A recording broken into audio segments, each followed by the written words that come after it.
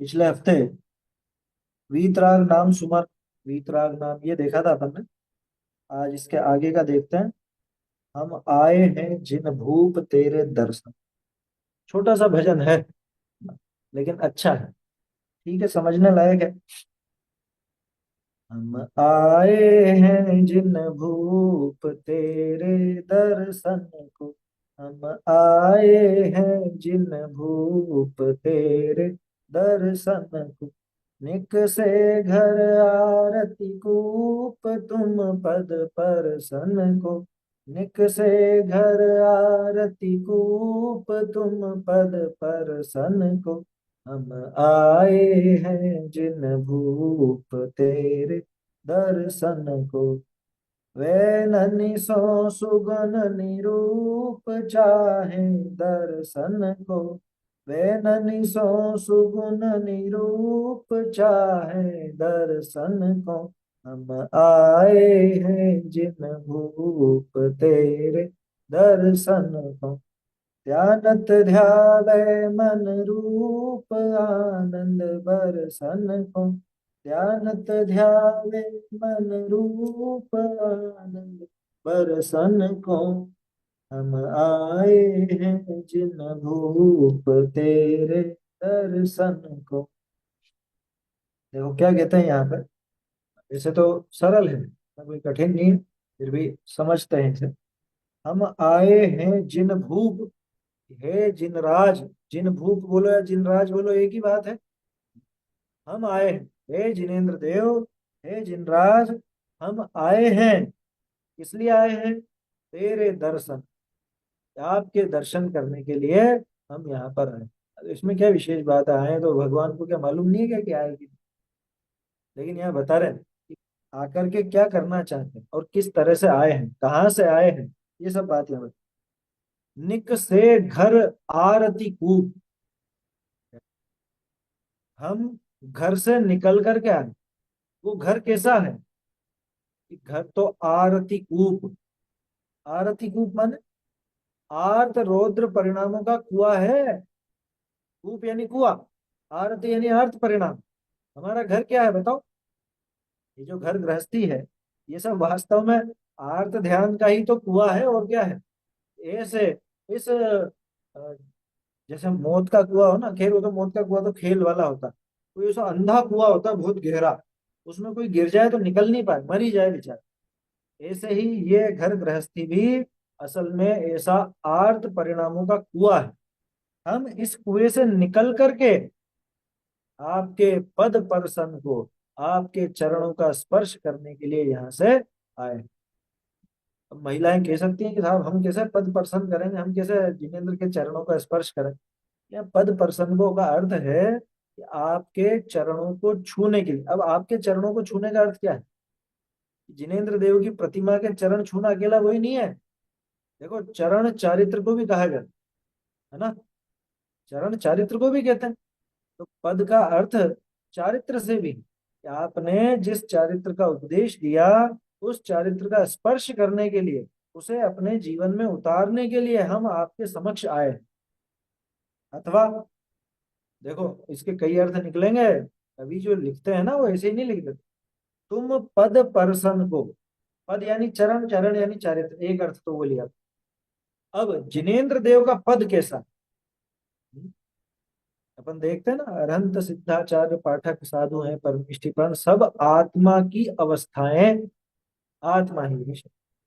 तुम पद पर्सन को, आपके पद का यानी आपका जो स्वरूप है, और आपका जो स्वरूप है वो मेरा स्वरूप है। तो तुम पद पर्सन को, आपके पद का स्पर्श कहाँ होगा? तो यहाँ। हे प्रभु, हम आपके सामने आए हैं आपके पद का स्पर्श करने के लिए, माने आपके जैसा ही अपने स्वरूप का स्मरण करने के लिए, उसमें लीन होने के लिए, उसका अनुभव करने। जैसा आपका स्वरूप है वैसा ही मेरा स्वरूप है। तो हे जिनेन्द्र देव, इस घर रूपी क्या कहे, आर्त आर्त परिणामों के कुएं रूपी घर से, नहीं, घर रूपी आर्त परिणामों के कुएं से निकलकर आपके चरणों को स्पर्श करने आए हैं। आपके चारित्र को स्पर्श करने आए हैं, आपने जो चारित्र बताया वो। अथवा आपके जैसे स्वयं का जो पद यानी स्वरूप, उसका मैं स्पर्श करने आया। आया समझ?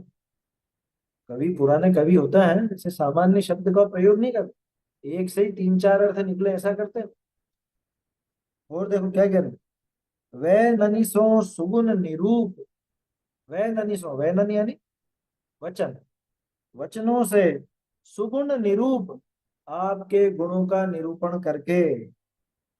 हे प्रभु, वचनों से आपके सुगुणों का, आपके जो गजब के गुण हैं, है समझ, आपके अनंत अनंत गुण हैं। लेकिन क्या करें, अब हमारी तो शक्ति जितनी है होगी उतना हम आपके गुणों का वर्णन करेंगे। वै ननिसो सुगुण निरूप, वचनों से आपके सुगुणों का निरूपण करके, चाहे दर्शन को, है ना? आपके गुणों का वर्णन करके हम दर्शन चाहें। अब दर्शन चाहते हैं में इसमें क्या विशेष बात है? दर्शन तो कर ही रहे ना भगवान। भगवान के सामने खड़े होकर कह रहे हैं कि आपके दर्शन चाहते हैं।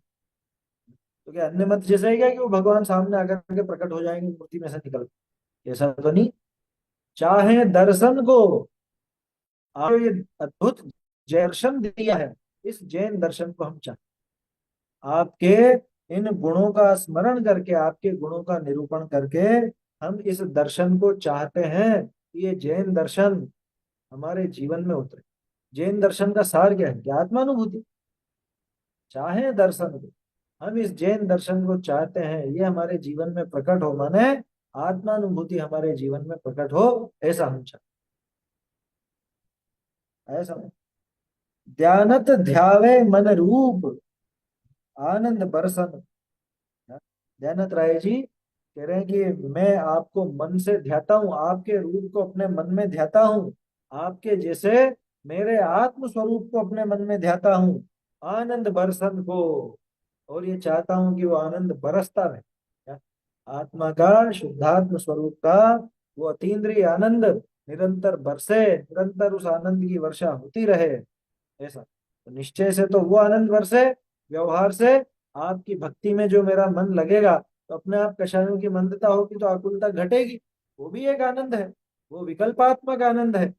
आत्मानुभूति निर्विकल्प आनंद है। तो ऐसे उस अद्भुत आनंद के को वर्षाने के लिए मैं आपका ध्यान अपने मन में करता, आपके स्वरूप का ध्यान अपने मन में करता हूं, कि वो आनंद निरंतर बरसे। ऐसा मैं यहाँ पे चाहता। हाँ, ये सभी को में बिंदु आ गई, पर्सन को, यानी ऐसा करने के लिए। ठीक है, ऐसा है, सरल सा है, छोटा सा भजन है। हम आए हैं जिन भूप तेरे दर्शन, आपके दर्शन करने आए हैं। और कैसे आए हैं? कि आर्त ध्यान के कुएं रूपी, घर रूपी आर्त ध्यान के कुएं से निकल के आपके चरणों को, यानी आपके स्वरूप को, यानी अपने आत्म स्वरूप का स्पर्श करने के लिए आए हैं। और वचनों से आपके सुगुणों का निरूपण करके आपके दर्शन को, जैन दर्शन को चाहते हैं, और आपके वास्तविक दर्शन को भी चाहते हैं। ध्यानत राय जी कहते हैं कि मन में आपका रूप का ध्यान करके, अपने स्वरूप का ध्यान करके आनंद की वृष्टि निरंतर चाह। ऐसा छोटा सा सुंदर सा भजन है।